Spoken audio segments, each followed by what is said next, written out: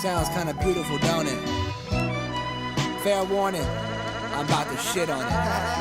Let's go, okay. What's going on, guys? Nick Lessigore here, Exit 12 Homebrew in the house. And I'm here with a special recap of 2024, a review of the last year, and what some of my goals are for 2025. Before I get into that, it's Saturday, the Saturday after Christmas, football's on. I'm prepping for an impromptu brew day tomorrow. I'm going to be doing a West Coast IPA video coming soon. But I wanted to start breaking into it because today is the fourth day of Hanukkah, and I'm celebrating smoking a brisket. My wife's making homemade challah bread, making homemade latkes, making homemade souffignon, which is a Jewish donut. A lot of things going on, hosting some friends later on tonight, and I'm really excited. Smoker is actively cooking. But tomorrow is the brew day. Today, I'm chatting with you, and I'm coming in with a Curiosity 10 from Treehouse. I suppose when doing a video about homebrewing, my year in review, I probably should have gotten a homebrew. I only have 2 cans left of my weekend mulching, honey blonde ale. I should have grabbed a can of my apple cinnamon brown ale. Here we go. Got the new glass from my boy, my dude, Kurt from Fermentation Adventures. So let's chat. 2024 for home brewing for me was a fun year. I really was excited. Some of my goals that some things that I never thought that I would achieve, and some things that, I'm really proud that I was able to kind of dial in on was, firstly, making it to the finals of NHC was awesome. It was a blast. It was so cool to brew a beer, and to have it received so well on that scale. That was fun. Made it to the finals. I didn't medal in the finals, but I'm happy to say that I made it to the finals. And so that is a progression. That's something to build on. Another thing, really being able to dial in some of my base recipes. L'chaim, by the way. Oh, yeah. Yeah, this is hitting. It is 1:30 in the afternoon. This is my first beer. I've been prepping for the better part of the morning, getting things ready to brew tomorrow. And so, being able to dial in my honey blonde ale, a big thing for me for 2024 was being able to use honey from my neighbor, fresh honey. That was awesome. Loved being able to do that, throw that in the beer. And then, my blueberry, American wheat beer, still kind of working out the kinks on that. But it was great to be able to brew that more, and utilizing blueberry extract. For me, it was fun to have that beer so well received as well. Scaling up was a big thing for me in 2024. Loved the idea that, I can now brew 10-gallon batches with a bigger unit. And I'm proud of myself for being able to dial in my process there, which is pretty tight to this point, and I'm hitting the best efficiencies I've ever hit. And I plan to take that into 2025. Speaking of 2025, some things I have coming down the pipeline in terms of content and some goals that I have. Firstly, the goals, let's be honest, the brewery, when I first built it out, really was a man cave. I'm realizing, as I get older, my interests are kind of changing, the things I'm focusing on.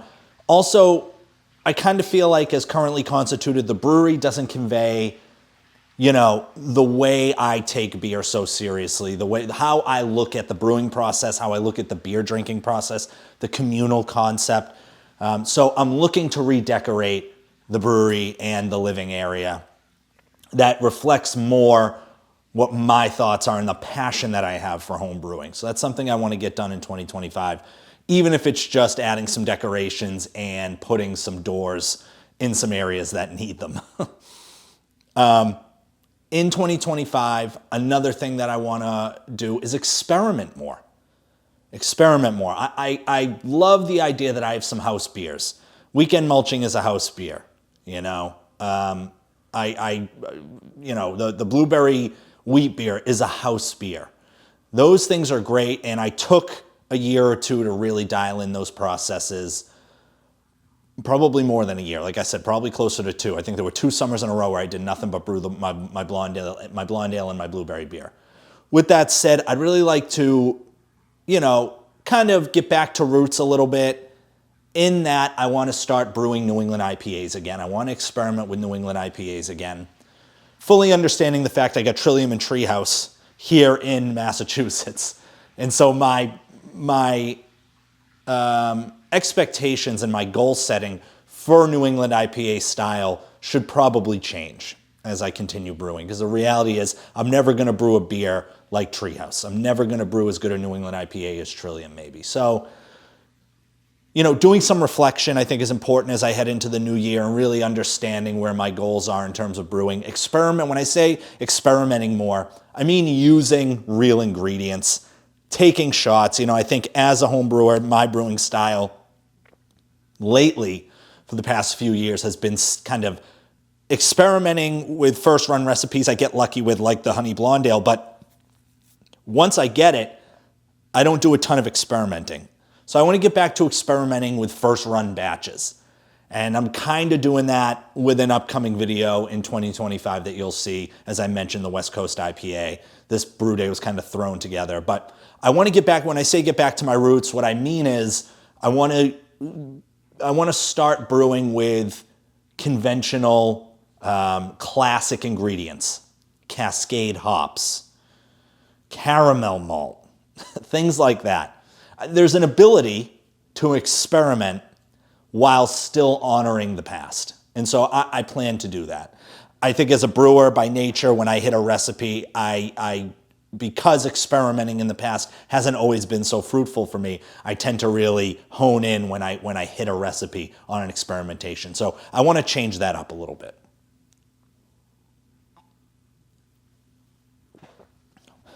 Another thing I'd like to do for 2025 is get a better handle on my inventory. Know for sure 100% what I have in stock, because there are often times where I'm not in the house when I'm making my recipe. So I would like to know for sure what I have in stock. So getting a better handle on my ingredients, on my inventory process, on, you know, things coming in and going out would be really nice. And maybe, just maybe, in 2025 I can break into my basement of cellar beers a little bit more, because those are, a lot of them are well overdue, getting long in the tooth. And so I need to start, you know, getting into that inventory. It's going to be tough with all my buddies in the Homebrew Club sending me beer. By Homebrew Club, I mean BrewTubers, www.brewtubers.com. Join us on Discord. It's free. Hang out with us, meet us. Make that your resolution for 2025 is to get involved with BrewTubers. We'd be happy to have you. And then lastly, you know, I want to give my beer out more. Now that I'm brewing more 10-gallon batches, I want to take the time, package up the beers, send them to my brewing buddies, send them to my friends here, around here, and continue to get feedback that I can then go back and improve my processing and improve my beers. That would be great. The year is coming to an end. I'm creeping up to 1,000 subs here on YouTube. Please don't hesitate, like and subscribe.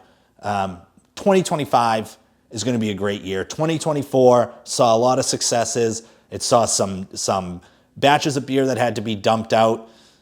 Orange Peel Saison, for one, amongst others. And so, my experiment beer that got dumped out as well. But it also, again, it saw some great successes and things that I'm really happy and proud of. Things in 2025, I think, are going to be even more exciting. So please, again, like and subscribe.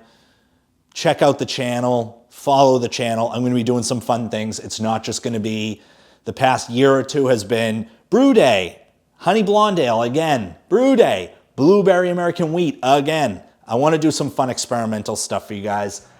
I want to continue looking into the most up-to-date equipment and ingredients to do videos, because those seem to do the best. And if you have any suggestions for videos, comment.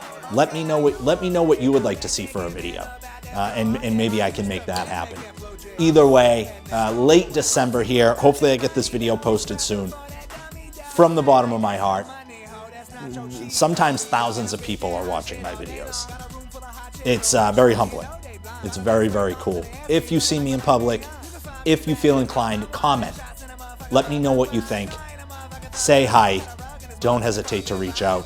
Contrary to popular belief, I am friendly. Thanks so much for watching. I appreciate you watching, and I will see you in 2025.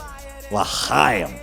See more vagina than a common OBGYN. I'm ballin' what you know about that in a purple Charlotte throwback hat. And I murked these tracks when I heard this rack. I mean, acting like a Merkle. Did I do that? Hell yeah, I did. You know I do it. And the way they falling for me like a boys with Cupid. In a truck with a slut with a bucket and enough. Cause that bitch bell buck, that the way she blood. I'm high off weed and oxycodone. I'm a caffeine fiend taking shots of soda. Wish I was big pimpin' on a yacht with Hova. But I'm happy that my girl let me motorboat her. I made this shit look easy, dude. I spit that shit, that squeeze I chew. And who knew that the baddest was a nappy-headed crazy Jew? Dicky spit that Jewish flow, little Dicky spit that Jewish flow. Sicker than a